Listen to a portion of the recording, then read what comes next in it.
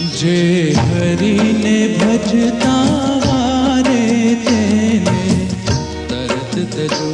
जे हरि ने भजता वारे तेने तरत तजो। अति रति आणी रे श्री राधा राधा वरने भजो। अति रति आणी रे श्री राधा राधा वरने भजो।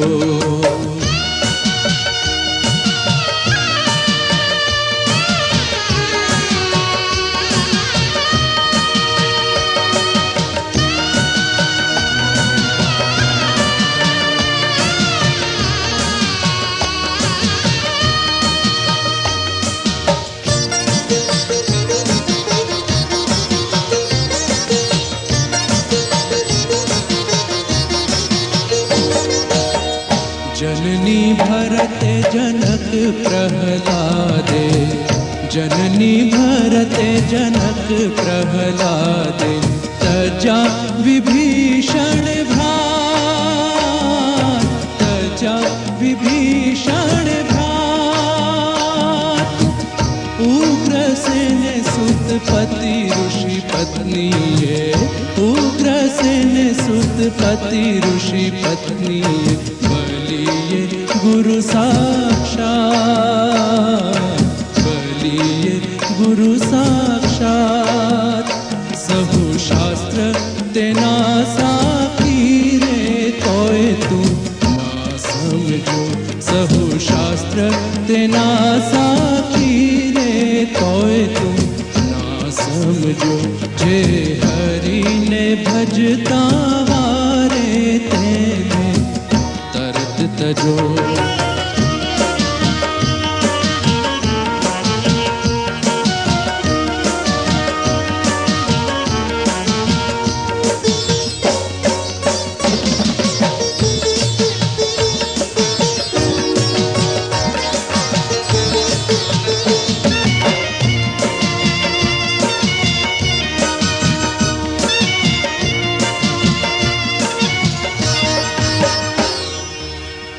जे प्रतिकूल होए कृष्ण ने सेवता।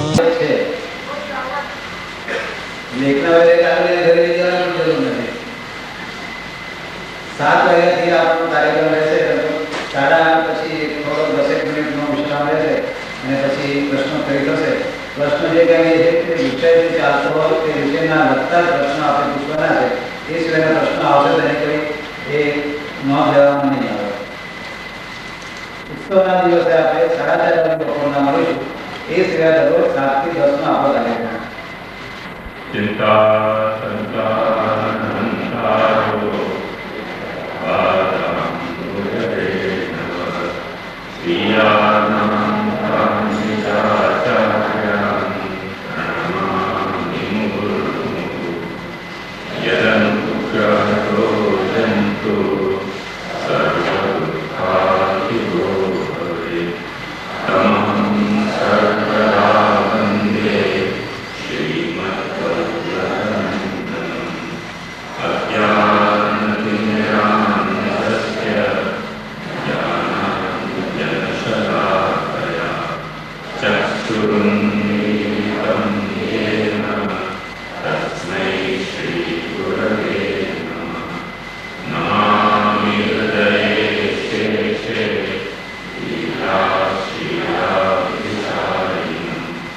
लक्ष्मीसहस्रलीलाभि सेव्यमानं कलानिधिं। चतुर्भिश्च चतुर्भिश्च चतुर्भिश्च त्रिभिस्तथा षड्विराजते योऽसौ पञ्चतारये नमः। निस्साधनजनोद्धार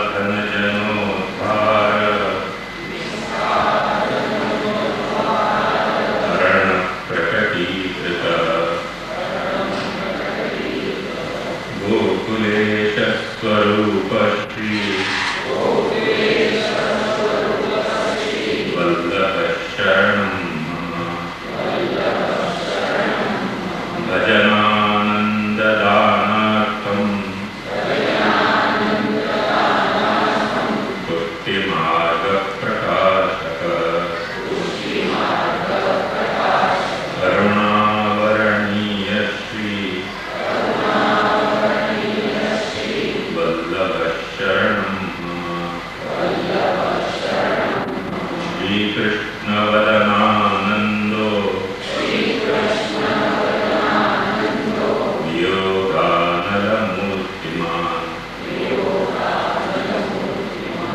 भक्तिमार्गाद्य भानुश्री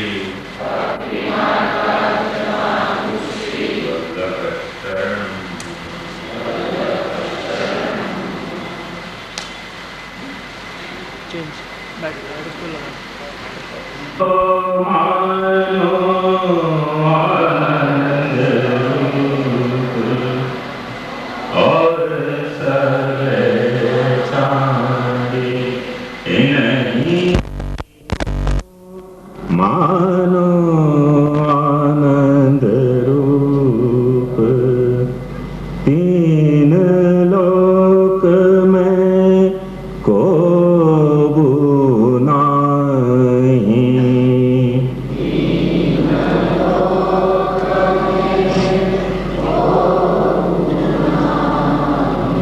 पटतर को आवे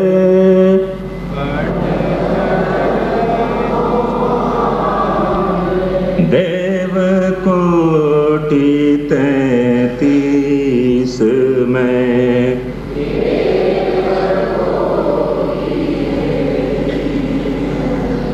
को पार न पावे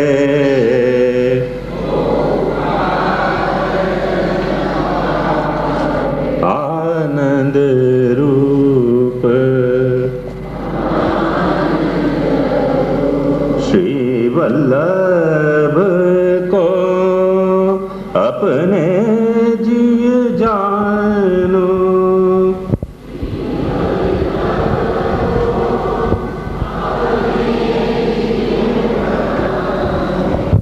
आनंद नाम रसना रटो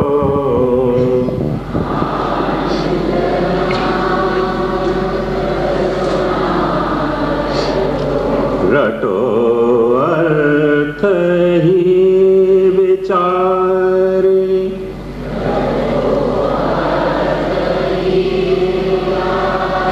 पइये गोविंद जन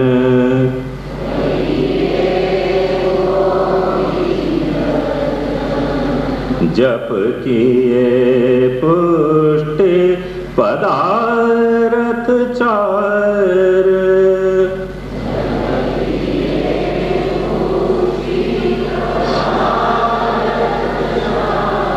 आनंद रूप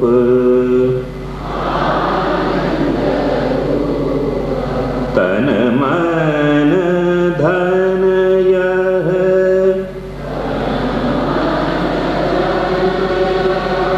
मेरो सर्वस परमानंद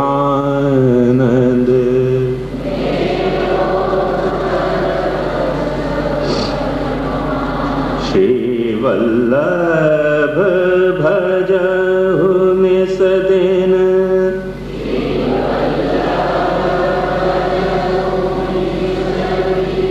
गान करहु सुछंद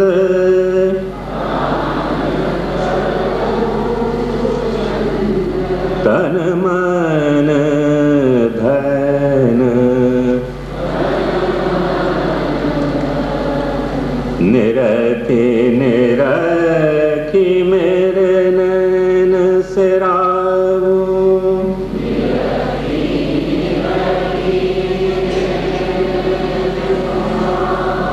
श्री हरि बदन मुख चंद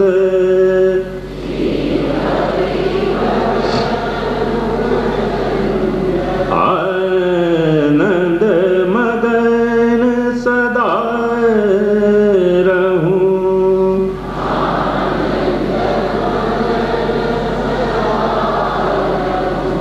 रवि दर्शन मानहु अरविंद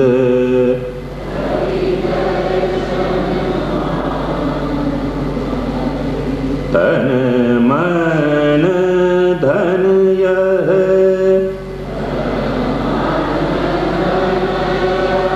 मेरो सर्वस परमानंद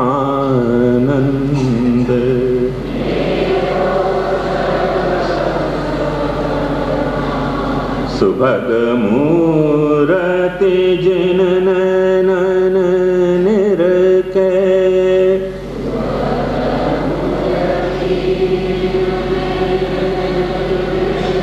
सो जैन परे प्रेम के पंद,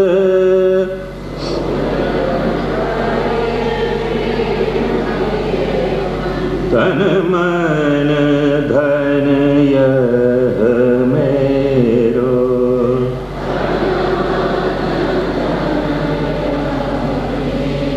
सर्वस परमानंद,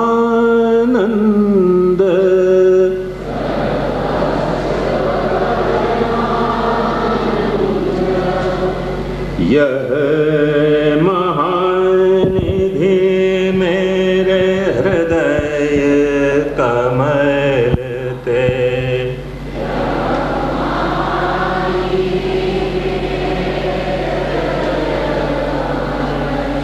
छिनमति टारो कहत गोविंद,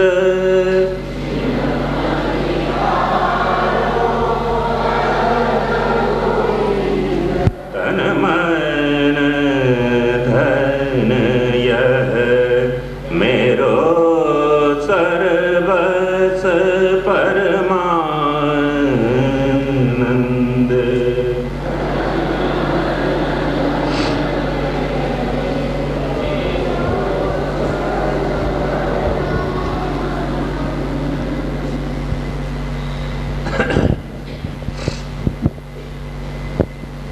आनंद रूप श्री वल्लभ को अपने जिए जानो। गए बरस सर्वोत्तम स्तोत्र में अपन आनंद परमानंद तक पहुंचे थे, या आनंद परमानंद के सरोवर में अपन तैरे नहीं आते, खाली किनारा तक पहुंचे थे। जहां तक पहुंचे वहीं से फिर से शुरू करेंगे अपन। आनंद परमानंद, सुख परम सुख, शांति परम शांति, ऐसे बहुत सारे शब्द हैं जिनमें एक भाषा में दूसरे को भाव बहुत बार व्यक्त किया जाए और निरंतर अपने को निश्चय नहीं हो पावे। आनंद क्या, सुख क्या। जैसे अपन अंग्रेजी में प्लेजर कहें, हैप्पीनेस कहें, जॉय कहें, ब्लिस कहें, ये इन एक शब्दन को लेके दूसरे शब्द की व्याख्या हो सके। चालू बोलचाल की भाषा में अपन जब एक बात करते हो तो बहुत इतना एकदम कठोर कोई परिभाषा में नहीं होवे, पर जा वक्त अपन को परिभाषित अर्थ में समझना चाह रहे हैं, तब इन सबन के भेद अपने को स्पष्ट करने पड़े। क्योंकि जो चीज आनंद है या जो चीज शांति है या सुख है या संतोष है, वो कोई एक में ये सारे गुण हो सके हैं, पर वैसे गुण सारे के सारे एक हैं, ऐसे नहीं कहा जा सकता।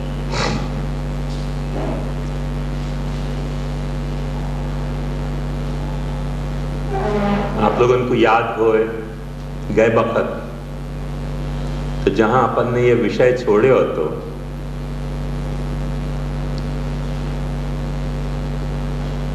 वो ये बात थी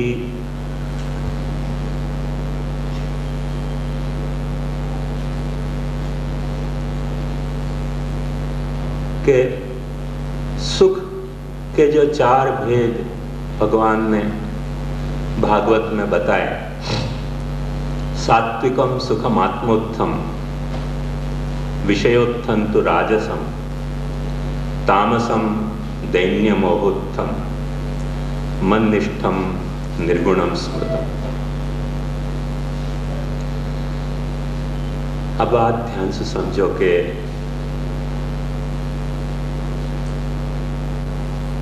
यहां आनंद की परिभाषा सुख के शब्द में दी गई है और उलट पुलट करके सुख की परिभाषा आनंद के शब्द में भी अपने को शास्त्र में दी गई बहुत जगह मिले। आशिष्ठो दृढ़िष्ठो बलिष्ठ तस्येयं सर्वा पृथ्वी वित्तस्य पूर्णा स्यात् स एक मानुष आनंद तेय शतम मानुष आनंद श्रोत्रियस्य च कामतस्य। तो कहीं सुख को अर्थ करते वक्त आनंद के रूप में अर्थ किया जाए, कहीं आनंद को अर्थ करने के लिए सुख शब्द को वापरा जाए। तो एक बात खास ध्यान से समझनी, जो ये भागवत में अपन ने गए बरस श्लोक देखे तो कि आनंद माइनस भगवन निष्ठा बराबर कोई न कोई सात्विक सुख या राजस सुख या तामस सुख हो जाए, और सुख प्लस भगवन निष्ठा कर दो तो कोई न कोई आनंद को प्रकार हो जाए। तो जब आनंद के अर्थ में सुख को समझना है या सुख के अर्थ में आनंद को समझना है तो ये थोड़ा प्लस माइनस अपने को करना पड़ेगा। वह अर्थ में जा अर्थ में अपन आनंद की परिभाषा कर रहे हैं। जो बोलचाल में आनंद और सुख हैं वो तो एक दूसरे के साथ वापरे जा सकें, पर हर स्थिति में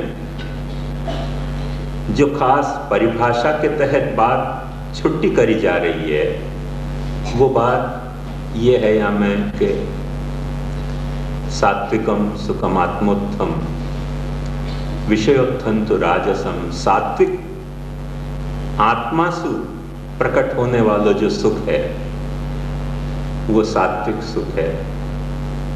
विषय सु पैदा होने वाला सुख राजस है, और दैन्यसु मोहसु मदसु मात्सर्यसु कामसु क्रोधसु लोभसु मोहसु ऐसे सब सु पैदा होने वाले जो सुख हैं वो तामस सुख हैं। इनको तामस या राजस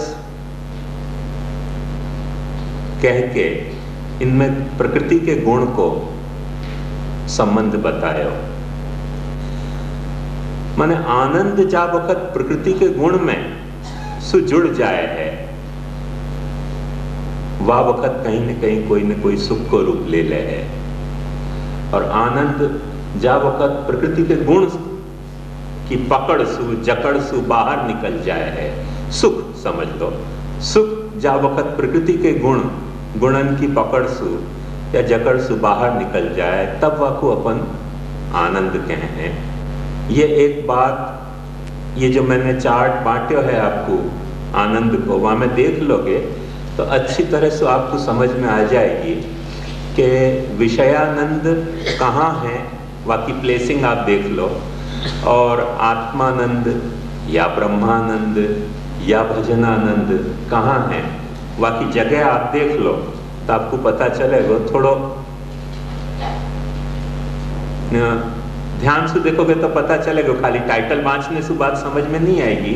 पर ये जो सारो सिस्टम है वह सिस्टम को समझने के लिए मूल मुद्दा की बात जो एक समझनी है वो ये कि ये जो भी कुछ विचार आनंद को या जड़ प्रकृति को या चेतना को या परमेश्वर को, ये जो भी कुछ विचार है वो सब अक्षर ब्रह्म के जो एक सर्कल है, अक्षर ब्रह्म का जो एक वर्तुल है वाक्य अंतर्गत है, अक्षर ब्रह्म के बाहर कुछ नहीं है।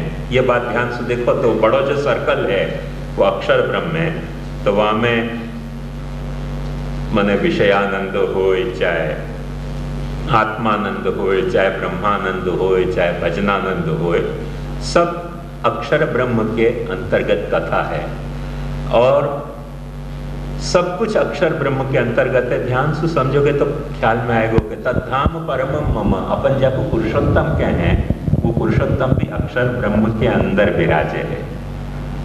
जैसे मकान मालिक मकान में रहवे, ऐसे तद्धाम परमम मम, तो पुरुषोत्तम देखो कहाँ है, सच्चिदानंद पुरुषोत्तम वो कहाँ है, तो आपको दिखलाई देगा अक्षर ब्रह्म के भीतर है। और एक बात फिर से ध्यान से देखोगे यही ग्राफ को तो और समझ में आ जाएगी कि सबके भीतर पुरुषोत्तम है। सो जो इनर मोस्ट कोर है वो पुरुषोत्तम है और आउटर मोस्ट वाला जो सर्कल है वो अक्षर ब्रह्म है। अभी जब अपना सर्वोत्तम स्तोत्र को चलेगो तब भी अपन को यह बात को समझने को काफी अवसर आएगा, जहाँ श्री गोकुलनाथ जी कह रहे हैं कि आनंद मतलब अक्षर रूप ले लो और परमानंद मतलब पुरुषोत्तम ले लो। तो ये अपन नहीं समझेंगे फ्रेम कि अक्षर क्यों ले लो और पुरुषोत्तम क्यों ले लो, तो अपने को फिर कंफ्यूजन हो जाएगा कि ये क्या चक्कर हो गया अचानक। पर ध्यान से देखो तो पूरी बात समझ में आएगी कि कोई दो कथा नहीं है, एक ही कथा है। एक बाहर की दीवार, एक भीतर बैठे हुए कोई स्वरूप, ऐसे ये दो कथा नहीं है, एक ही कथा है करके जो आनंद है वही कोई एक पहलू से परमानंद है और जो परमानंद है वही कोई एक दूसरे बाहरी पहलू में आनंद बन रहे है। बाकी पूरी एक सिस्टम है, वो सिस्टम समझ जाओगे तो ये ग्राफ से समझ में आएगा। ये निरंतर शब्द वापरने पड़ेंगे अपने को, शब्द आ रहे हैं, कैसे आ रहे हैं, ये क्या विषय आगे अचानक करके मैंने पहले से बांट दी है। और मेरे पर बड़ी आप लोगों की कृपा होगी कि जितने दिन 8 दिन प्रवचन चले उतने दिन 8वें दिन आप या तो लेके आओ, बस्ती में बेचनी दो छापा के साथ। तो क्या है कि आपको रेडीमेड रेगनर की तरह आपको रेफर करने में सुविधा होगी और बस्ती में बेच दोगे तो फिर तो मुश्किल है। तो जितनी लिमिटेड कॉपी छपाई है तो इतनी कृपा करोगे तो वह आपको आभार। तो एक बात ध्यान से समझो कि ये अपन आनंद परमानंद को मूल रूप में तो समझ रहे हैं, पर ये तो वाको स्थान और वाको जो आपसी संबंध है वो अपन ने देखो, पर साथ साथ जो अपन ने ये सुख के शब्द में आनंद को परिभाषित करना चाह रहे हो, वह में थोड़ी सावधानी से अपने को और देखना पड़ेगा। क्यों? क्योंकि अक्सर सुख जो अपने को हुआ है, माने जा स्थिति में अपन है, अपने स्तर की बात है, अपने स्तर की बात में अपन सुख सुख आनंद को जुदो करके समझ पाए जरा अपने लिए कठिन बात हो जाए, क्योंकि अपन को आनंद बहुत कम अनुभव में आ रहे हैं।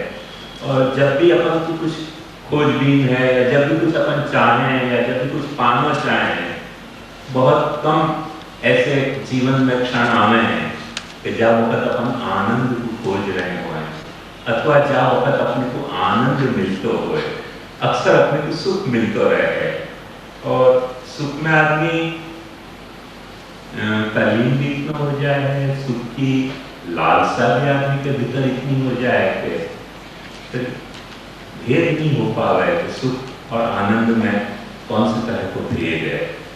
तो ये बात अपने को थोड़ी ध्यान से समझनी पड़ेगी। सिर्फ अपने ही पुष्टि मार्ग या महाप्रभु जी के ही मत के हिसाब से नहीं, पर एक सामान्य जनरल जो फ्रेमवर्क है ये आनंद और सुख के भेद की, वह तहत भी अपने को समझनी पड़ेगी, जैसे कि अपन को बिल्कुल खुलासा से समझ पाना कि कहाँ सुख की बात आ रही है, कहाँ आनंद की बात आ रही है। जब वो समझेंगे तो महाप्रभु जी वो अपन सुख सुजुदे आनंद के रूप में समझ पाएंगे। जब वो समझेंगे तो अपन आनंद सुख और अधिक जो परमानंद है वो बात समझ पाएंगे। और यदि अपन ने कहीं सुख में महाप्रभु जी को मिस इंटरप्रेट कर लिया तो महाप्रभु जी कोई सुख है, तो फिर महाप्रभु जी का स्वरूप अपने को समझ में नहीं आएगा। तो ये अपने को खास ध्यान से समझना है कि सुख और आनंद को एक कैसे समझना। ये सिर्फ अपने ही धर्म या दर्शन को विषय है ऐसा नहीं। जितने भी धर्म और दर्शन हैं उन सबन में या विषय में कुछ कुछ सोचो, कुछ कुछ विचारो है।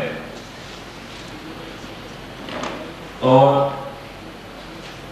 जो सामान्य या चिंतन या सामान्य जो मनोवृत्ति जाने न धर्म से कछु संबंध है न दर्शन से कछु संबंध है,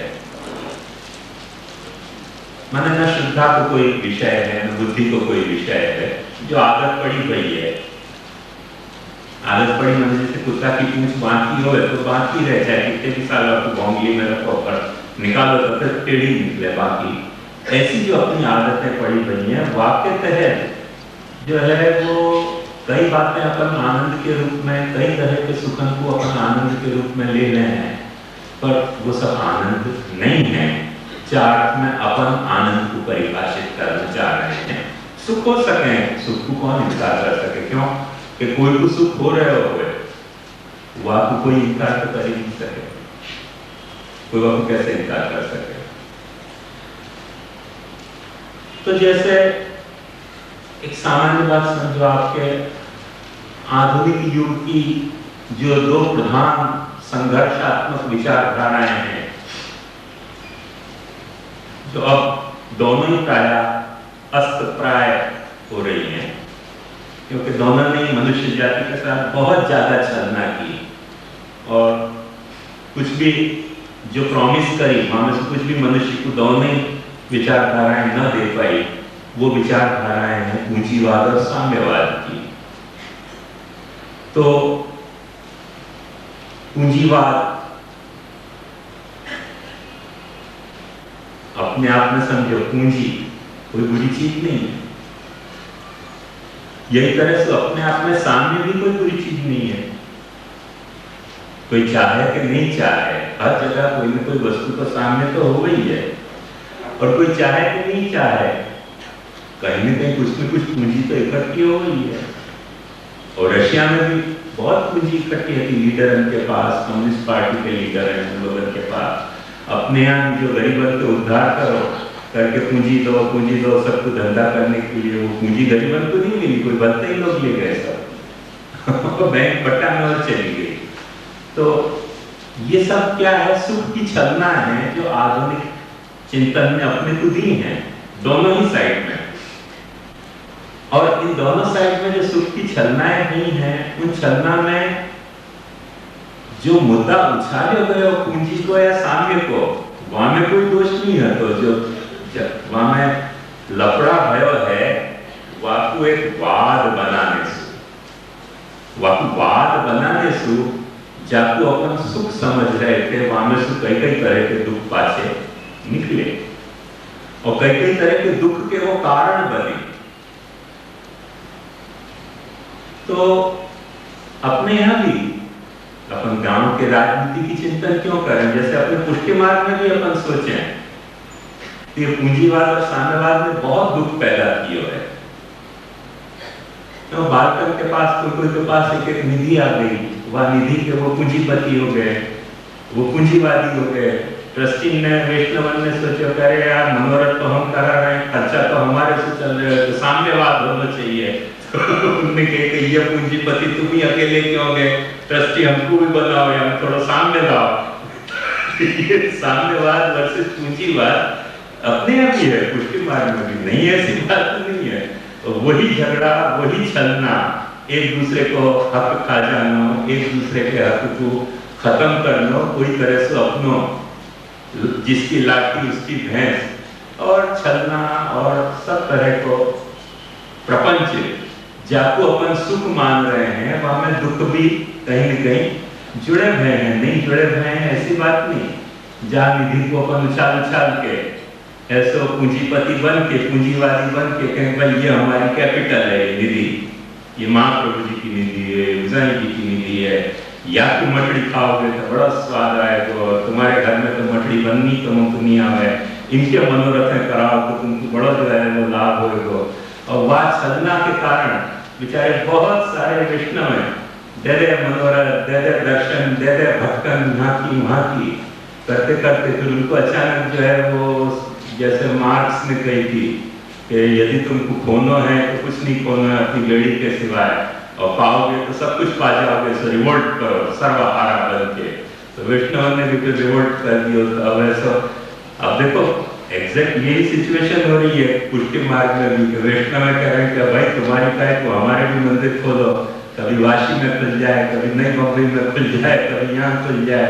वो भी कोई एक निधि पधरा दे, निधि नहीं पधरा में तो निधि को शेख पधरा दे, नहीं पधरा में तो कोई न कोई पाछे जैसे दल बदलू हो जाए ना कोई साम्यवाद में से पूंजीवाद में घुस जाए इलेक्शन जीतने के लिए, कोई साम्य पूंजीवाद में से साम्यवाद में घुस जाए इलेक्शन जीतने के लिए। ऐसे जो कोई है वो महाराज जो है पूंजीपति होते हुए वामे फेवर में चले जाए, कोई महावैष्णव जो है वो साम्यवादी होते हुए महाराज के फेवर में आ जाए। ये सब छल बल कल सब उपाय सुख दुख के जो द्वंद्व हैं वो जैसे राजनीति में चले, जैसे समाज में ग्लोबल लेवल पे चले, वो यद पिंडे तक ब्रह्मांड में अपने आप निरंतर छल बल कल सब चल ही रहे हैं बात तरीके के। और अपने को भी वहां सुख की भ्रमणा हो जाए कि हाँ ये तो बड़ा सुख आ गया, चलो आज 56 लोग हो गए, आज कुंडवारा हो गया, आज भागवत कथा हो गई, तो वहां कोई नहीं कोई पैसा बटोर के ले जाता है बैंक की लोन की तरह।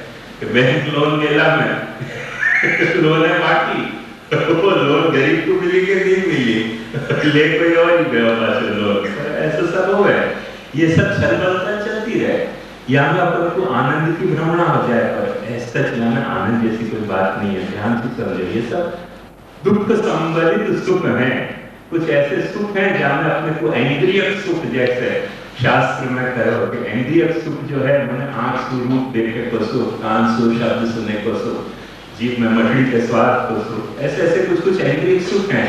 और इन सुखन में पास कोई दुख जुड़े हुए हैं। सो इन सुखन में दुख जुड़े हुए होने करके बहुत ने ऐसे सोचो कि नहीं आनंद की परिभाषा यदि अपने को करनी हो तो ऐसी परिभाषा करनी चाहिए कि आनंद वह चीज को नाम है कि वह सुख को नाम है कि जहाँ सुख में कोई तरह को दुख नहीं होता है, माने त्रिविध दुख रहित जो सुख वह को नाम आनंद। अब एक बात ध्यान से समझो,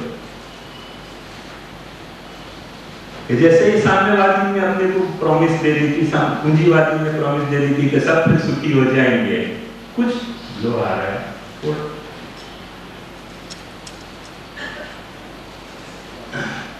तो ये सुख दुख हो जाएंगे ऐसे जैसे प्रॉमिस करके अपने को छल लियो, पूंजी कहीं और इकट्ठी हो गई और गरीब लोग वहां दे आए वोट, या कहेंगे को छलबलिया में भी हो गया। पर एक बात ध्यान समझो कि जब सुख दुख रहित सुख अपन पाना चाह रहे हैं तो वो मिलना बहुत मुश्किल है। करके अपने यहाँ के दर्शन की जो शुरुआत को प्राइमरी जो दर्शन कहवा हुआ है आपको अपने यहाँ भारत में चारवाक दर्शन कहो गया, जाको पश्चिमी संस्कृति में अपन पैरेलल कोई है तो हेडोनिज्म के या मटीरियलिज्म के। तो हेडोनिज्म माने खाओ पियो मौज मारो तो जो धर्म दर्शन है। तो चारवाक मत में बड़ी मजेदार बात कही, आनंद की परिभाषा करते वक्त। और चारवाक मत में ये बात कही कि जीवन जब तक जी रहे हैं अपन तब तक तो जो भी सुख आएगा वो कोई न कोई दुख से जुड़े हुए, क्योंकि जो मेरा सुख है वो कोई तो दुख है और जाको दुख है वो कुछ न कुछ तो धोचा मारेगा ना पाछे मुझको। ख्याल में कि नहीं, जैसे पूंजीपति ने पूंजी इकट्ठी करने के कारण, साहस करने के कारण और मैनेजमेंट करने के 3 हिस्सा के कारण इंडस्ट्री में 3 हिस्सा लिए और 1 हिस्सा लेबर को मजदूर को दियो।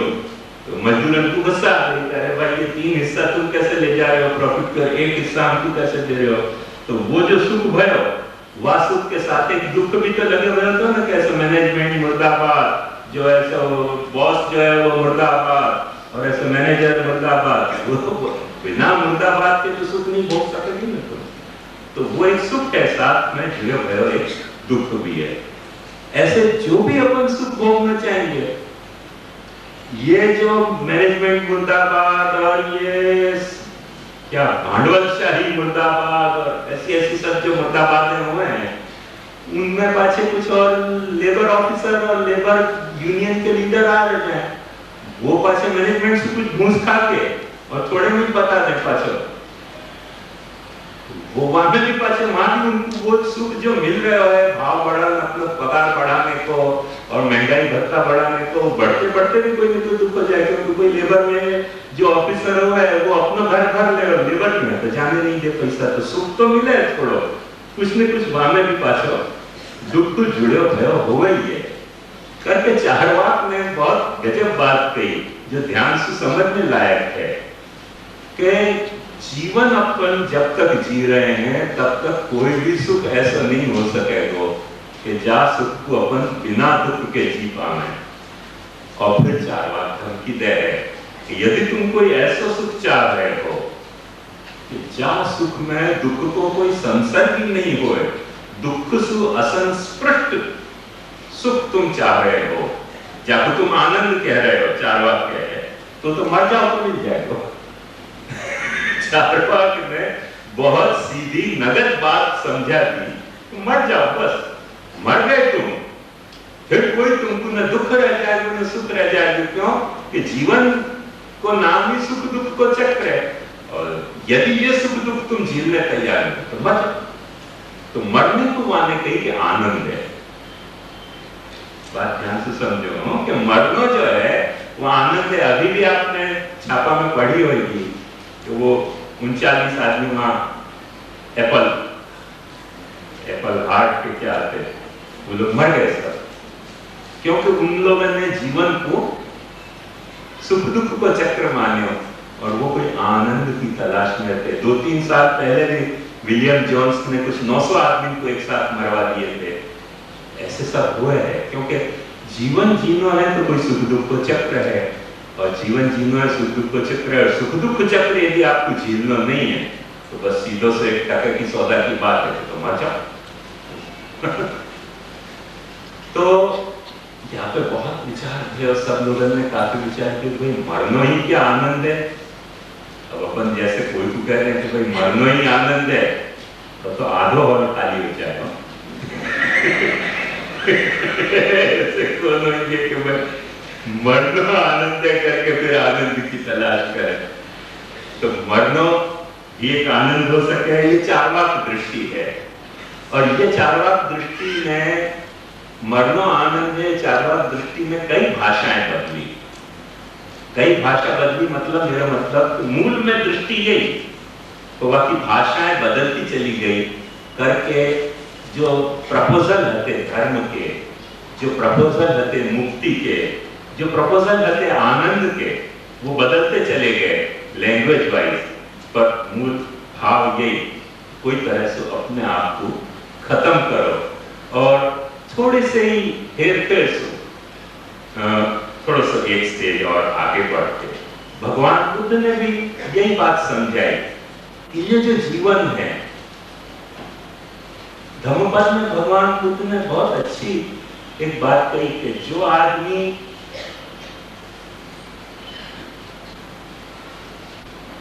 जीवन जी रहा है वो जीवन में संघर्ष को तो कोई टाल नहीं सके, कोई न कोई संघर्ष तो है। हर व्यक्ति कोई न कोई आर्थिक संघर्ष में जुड़े हुए है, कोई काम के संघर्ष में जुड़े हुए हो, कोई धर्म के संघर्ष में जुड़े हुए हो, कोई मोक्ष के संघर्ष में जुड़े हुए हो। जीवन में हर जगह कहीं न कहीं कुछ न कुछ संघर्ष तो है। और या संघर्ष को स्वरूप में या संघर्ष के 2 ही परिणाम हो सकते हैं। वो कहें कि एक परिणाम तो ये कि या जीतो, ये दूसरा परिणाम है कि हारो। संघर्ष को ऐसा परिणाम कि न तुम हारो न हम हारे, न हम जीते न तुम जीतो, समन्वय। तो एक बात ध्यान से समझो कि यदि समन्वय करना हो तो संघर्ष करने की जरूरत नहीं थी। तो आदमी ऐसे समन्वय करे है जब अपन गुजराती में बांध छोड़ के, पर वो टेम्पररी हुए हैं, परमानेंट नहीं हुए हैं। क्योंकि जब ऐसी स्थिति देखे भाई अभी दोनों ही मर जाएंगे या मैं कोई तीसरा लाभ उठा के ले जाएगा तो थोड़े दिन के लिए कॉम्प्रोमाइज कर लें संघर्ष करके, पर अंत में वो सारी बातें टेम्पररी हुए हैं, परमानेंट नहीं हुए। परमानेंट जो जीवन को भाव है, भगवान बुद्ध कहें कि संघर्ष को भाव है, और यहाँ में जय पराजय निरंतर बंधी ही हुई है ये जीवन के साथ। और जब जय पराजय बंधी हुई है तो भगवान बुद्ध एक बात कहें कि जो भी जय है, जीत रहा है वो क्या करेगा? कोई न कोई के भीतर वैर पैदा करेगा। जीतने वालों, जो भी आदमी जीत रहे है या संघर्ष में, जीवन के संघर्ष में, चाहे वो कैसा भी संघर्ष हो, पति पत्नी को संघर्ष हो, माता पिता को संघर्ष हो, दो दुकानदारों को संघर्ष हो, दो धर्म संप्रदाय को संघर्ष हो, राजनीति को संघर्ष हो, धंधा को संघर्ष हो, कोई भी संघर्ष हो, तो जब संघर्ष है वहां में जो जीत रहे है वो जीतने वालों हारने वाले के हृदय में वैर पैदा करेगा। और जब अपन ने वैर पैदा कर दी फिर अपन ऐसी अपेक्षा नहीं रख सके कि अब शांति से तुम जी पाओगे, तब तुम शांति से जी नहीं सकोगे। क्योंकि वैर करने वालों आज नहीं तो कल नहीं तो परसों कोई नहीं कोई धोचा तो लगाएगा तुमको, क्योंकि तुमने वैर पैदा किया। बड़ी पते की बात बुद्ध भगवान ने कही, तुमने कि भाई क्या करें, हार जाए। तो बुद्ध भगवान के हार जाओगे तो तुमको खुद को नहीं आएगी, क्योंकि दुनिया में संघर्ष में हार गए सब लोग इतनी हिकारत से तुमको देखेंगे, सब लोग तुमको इतना गलीज समझेंगे कि बस हार गए। कोई धंधा में हार जाओ, कोई धर्म में हार जाओ, कोई परिवार के झगड़ा में हार जाओ, कोई भी चीज में हार जाओगे, हिंदुस्तान वर्सेस पाकिस्तान की क्रिकेट में हार जाओ तो अपन मर जाएंगे लोग। हार को देखो कितना बड़ा तकलीफ है। क्रिकेट खेल रहे थे वहां में हार गए, तुम क्यों मर गए? मर जाए आदमी। तो बुद्ध भगवान ये बात करें कि हारे तो वो आदमी को कोई नींद नहीं आएगी, खुद को हार गए। वो दिल में ऐसा डंक तो रह दो सांप को जैसा दम से कि आदमी सो नहीं पा रहे शांति से। तो करूं क्या या जीवन में? ये कहें कि न तो हाथ लड़ो, न संघर्ष करो, विड्रॉ करो अपने आप को, उपशम करो।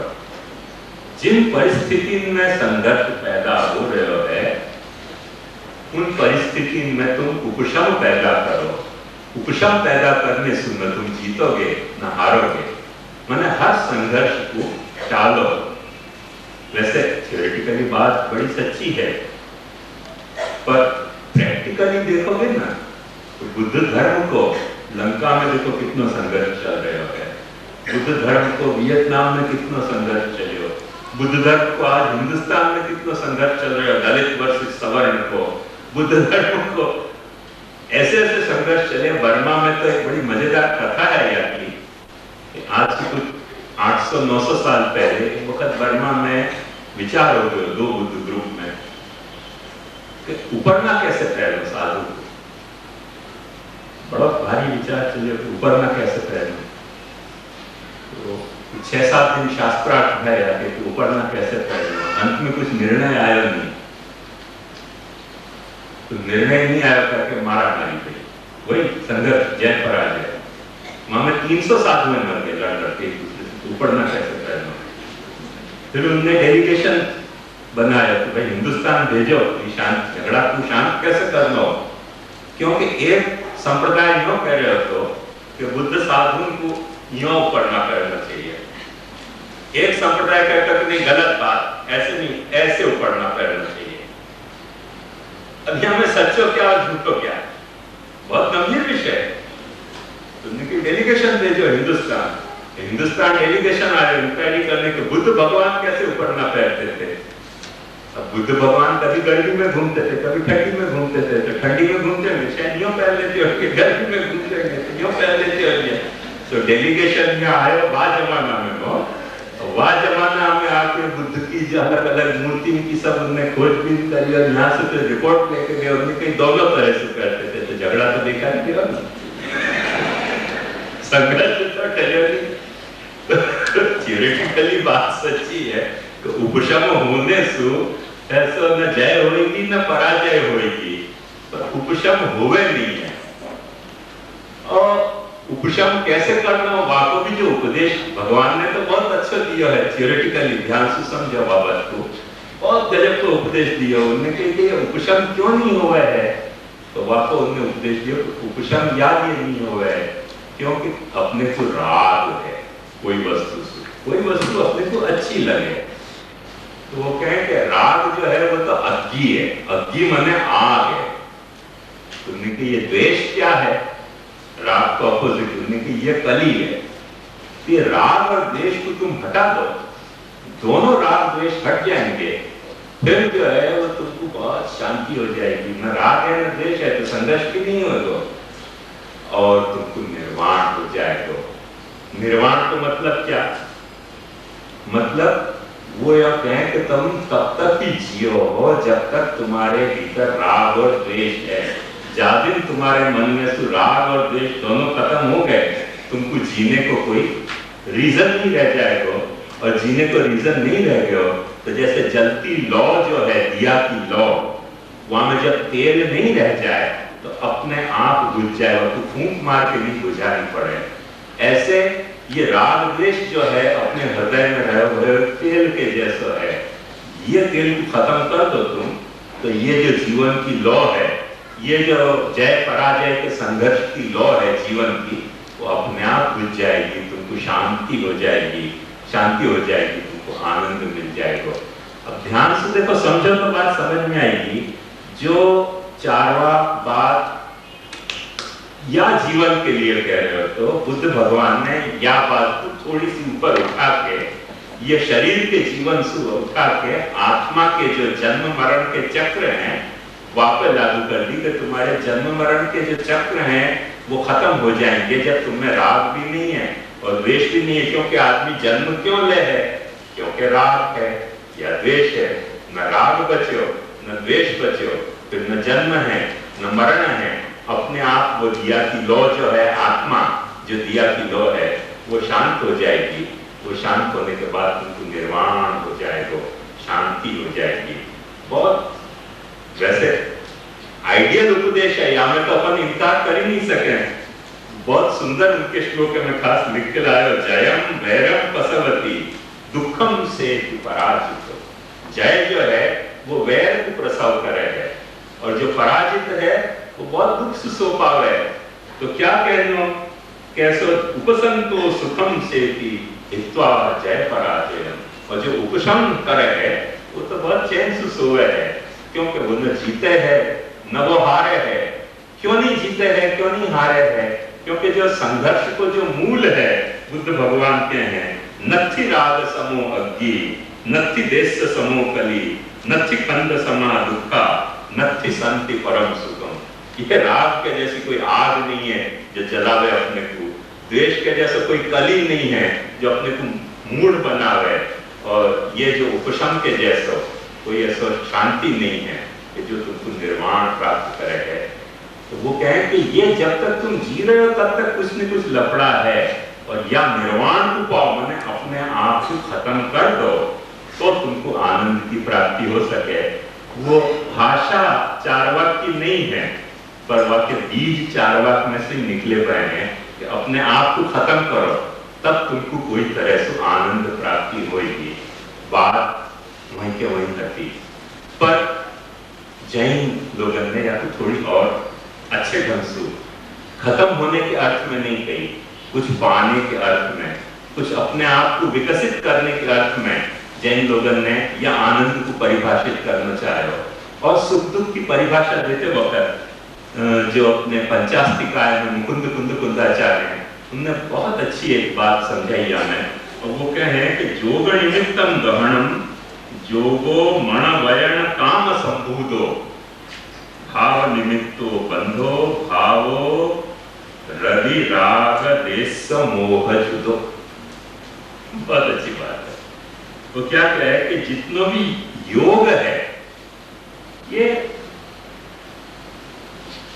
योग मतलब कांटेक्ट, जो भी कांटेक्ट है वो जब कांटेक्ट हो है तो कोई न कोई चीज को ग्रहण कर ही ले। जैसे समझो गोबर पड़े मट्टी में, तो जब उठाओगे तो थोड़ी मट्टी वहां के साथ आ ही जाएगी, मट्टी में कुछ गोबर की भेज आ जाएगी। तो जहां भी योग है, एक दूसरे से जोड़ है, वहां कुछ न कुछ ग्रहण, एक दूसरे को कुछ करेंगे। योग निमित्तो गहनम, और ये जो योग है वो क्या है? मन वयन काम संभूतो। ये मन वचन और काम से संभूत है। जितना भी जोड़ है आदमी क्यों करे है? क्योंकि कहीं तो मन से जुड़े है, कहीं तो वचन से जुड़े है, कोई न कोई अपने काम से जुड़े है। और ये मन वचन और काम नहीं, काय संभूत हो, काय से जुड़े है। मन वाणी अथवा काय से आदमी एक दूसरे के कांटेक्ट में आ रहे हैं तो बंद हो, और जब जुड़े हैं तब बंधना भी पड़ेगा। जब जुड़े हैं तो आपको बंधना पड़ेगा, और जब बंधे हो तब क्या होगा कि जैसे ही बंधे हो तो वो कहें कि भावो रवि राग देश मोह जुदो। जो भी भाव है, ये जो अपन भाव कह रहे हैं वही आसपास तो थोड़ा भाव है, थोड़े अलग भाषा लिए हुए है कि जो भी भाव है वो क्या है कि या तो रति है, या तो राग है, या द्वेष है, या मोह है। ये जो है वो भाव है और ये तुमको बांधे है, लिहाजा करना क्या? तो जैन धर्म ने अपने को ये कहो कि रति राग मोह सु रहित, मतलब वीतराग यदि कोई तरह से तुम बनो, यदि तुमने अपनी आत्मा में या तरह की वीतरागता, जो जिन शब्द को अर्थ है, यदि तुम अपनी आत्मा में या तरह की वीतरागता, माने रति राग मोह युदो काय मन वयन काय संभूदो, जो रति राग है और देश है, इनसे तुम मन वाणी और काया को रति राग देश और मोह से रहित बना पाओ, तो यह जीवन में तुमको सुख मिल सके है। क्योंकि तब तुम हमारे भीतर रहे हुए जो ज्ञान है वो बराबर खिल के आएगा। अपने भीतर रहे हुए ज्ञान खिले क्यों नहीं है? वह को जैन धर्म ने कारण मूल में ये बताया कि अपने भीतर रहे हुए ज्ञान, बहुत सुंदर उनके यहाँ एक उदाहरण है या बात को, कि जैसे तुम्बा हो गए और तुम्बा पे अपन बहुत सारी मट्टी लपेट दें तो वो मट्टी से लिपटे हुए तुम्बा बेचारा डूब जाए। पर वो क्योंकि मट्टी जो है रति राग द्वेष और मोह की, वह को कुरेद दो और वह तुम्बा को हल्को होने दो, इतना हल्को होने दो कि वहां में वो वजन न रह जाए, तो धीरे धीरे तुम्बा में एक खुद को ये स्वभाव हो गए वो तैर के पानी के ऊपर आ जाए। ऐसे वीतराग यदि हो गए हो तो अपन सर्वज्ञ हो जाएंगे, और सर्वज्ञ हो जाएंगे तो अपने को आनंदानुभूति हो सके है। नहीं तो जब तक अपन राग रति राग द्वेष काया वाणी और मन से रति राग द्वेष मोह युक्त हैं, तब तक अपने को सुख दुख तो होते रहेंगे पर आनंद कभी नहीं अनुभव हो सकेगा। कि आनंद क्या है, ये जैन धर्म की एक दृष्टि थी। या दृष्टि के बाद या में देखो खत्म होने की बात नहीं है, ध्यान से समझो। यहाँ ये बात नहीं समझाई जा रही है कि तुम खत्म हो जाओ, यहाँ ये बात समझाई जा रही है कि तुम्हारे भीतर रहे हुए रति राग द्वेष और मोह को खत्म करो। ये जो नवकार मंत्र में आपने अक्सर पढ़े होगा, नमो अरिहंताणम, तो दोनों तरह से उसकी व्याख्या करे हैं कि रति राग मोह द्वेष जो है वो अरि हैं और उनके हंताणा में से कोई कहे वैसे वस्तुतः तो अरहत शब्द से अरहंत बने हुए हैं। तो अरहत को मतलब क्या है? जो रति राग द्वेष मोह पर काबू पा सके वो अरहत, वो समर्थ है, वो वीतराग है, वो सर्वज्ञ है। वाको आनंद की अनुभूति हो सके है, अपने को आनंद की अनुभूति नहीं हो सके जब तक अपन ये रति राग द्वेष मोह को खत्म करने में समर्थ नहीं हो रहे हैं। तो ये एक प्रपोजल बतो जहां अपने आप को खत्म नहीं करना है पर अपने में रही भाई खामी को खत्म करना है। ऐसा एक जैन मत को अभिप्राय ये सुख और आनंद की मीमांसा के अंतर्गत अपन समझ सकें। सांख्य जो कपिल थे उनने भी बहुत कुछ या के आसपास की बात अपने को बताई। वो कहे कि जितना भी सुख है वो सुख पुरुष प्रकृति से जुड़ गए हो। एक मिनट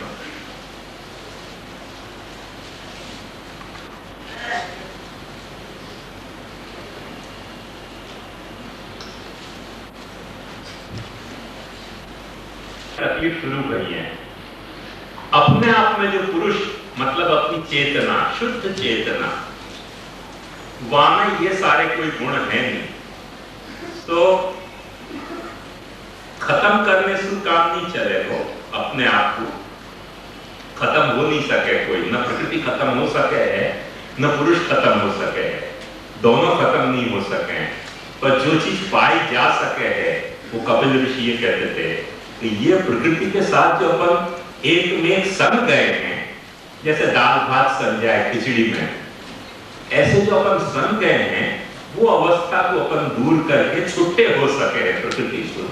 और वो छुट्टे होना कौन से अर्थ में?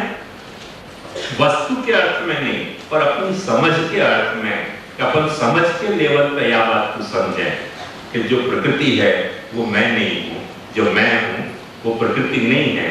और या तरह से निरंतर अपने को समझाते रहेंगे तो एक बात अपने को ये समझ में आएगी कि प्रकृति से बने हुए जो देह, पंच महाभूतिक देह है, ये ज्ञानेंद्रिय कर्मेंद्रिय है, वो मैं नहीं हूं।